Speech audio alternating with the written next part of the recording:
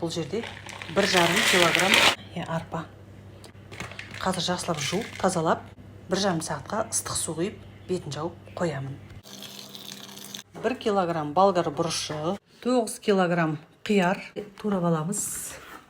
Соломка етіп. 1,5 килограмм сәбізді үпкіштің ірі көзінен осылай өткізіп аламыз. 1,5 килограмм пияз, 300 мл күнбағыс майы. Жақсылап қыздырып аламын.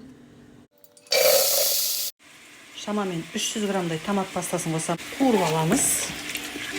Оттан түсіріп алдым. Енді сәбізді саламын.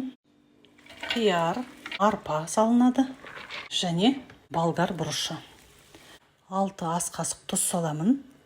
Кейін дайын болатын кезде дәмін көріп, аздау болса тағы үстінен қосамын. Бәрін біркелкі етіп араластырып алдым.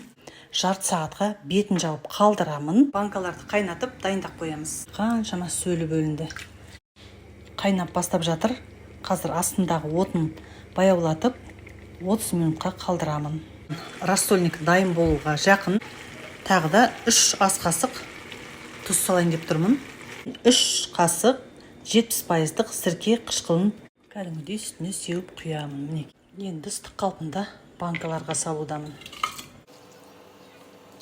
Қысқа арналған рассольник.